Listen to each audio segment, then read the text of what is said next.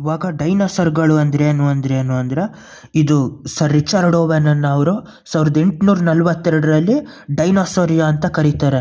ಯಾವ್ಯಾವ್ದು ಕರೀತಾರೆ? ಅವಾಗ ಮೂರೇ ಡೈನೋಸರ್ಗಳನ್ನ ಅವ್ರು ಕರೆಯೋದು. ಮೆಗಲೋಸಾರಸ್ಸು, ಇಗುವಾನೋಡಾನು ಮತ್ತು ಹಯಲೋಸಾರಸ್ ಅನ್ನೋದು.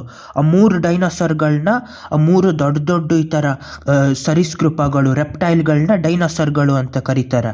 ಆಮೇಲೆ ಆ ಡೈನೋಸರ್ಗೆ ಇನ್ನೂ ಜಾಸ್ತಿ ಸೇರಿಸ್ತಾ ಎಷ್ಟೋ ಡೈನೋಸರ್ಗಳಾಯ್ತದೆ. 100,000 ಡೈನೋಸರ್ಗಳು.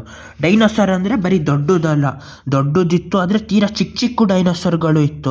ಪಾರಿವಾಳದಷ್ಟಪ್ಪ ಡೈನೋಸರಿಂದ ಹಿಡಿದು ದೊಡ್ಡ ಟ್ರಕ್ಗಳ ತನಕ ಡೈನೋಸರ್ಗಳಿತ್ತು. ಅದು ಎಷ್ಟು ವರ್ಷಕ್ಕೆ ಮುಂಚೆ ಇತ್ತು ಅಂದರೆ 23 ಕೋಟಿ ವರ್ಷದಿಂದ 23 ಕೋಟಿ ವರ್ಷಕ್ಕೆ ಮುಂಚೆ ಇತ್ತು. ಮತ್ತು ಡೈನೋಸರ್ಗಳು ಒಟ್ಟು 13.5 ಕೋಟಿ ವರ್ಷಗಳಿತ್ತು ಈ ಭೂಮಿ ಮೇಲೆ. 23 ಕೋಟಿ ವರ್ಷದಿಂದ 6 ಕೋಟಿ ವರ್ಷದ ತನಕ ಇತ್ತು. ಅಲ್ಲಿಗೆ 13.5 ಕೋಟಿ ವರ್ಷ ಈ ಭೂಮಿ ಮೇಲೆ ಡೈನೋಸರ್ಗಳು ಓಡಾಡೋದು.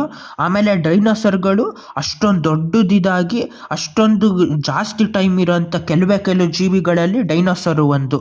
ಕೆಲವು ಜೀವಿಗಳೆಲ್ಲೋ ಕೆಲವು ವರ್ಷ ಉಳಿದಿರ್ತದೆ, ಒಂದು ಸ್ವಲ್ಪ ಲಕ್ಷ ವರ್ಷ ಉಳಿದಿರ್ತದೆ, ಇಲ್ಲ 1 ಕೋಟಿ ವರ್ಷ, 10 ಲಕ್ಷ ವರ್ಷ ಈ ಥರ ಉಳಿದಿರ್ತದೆ.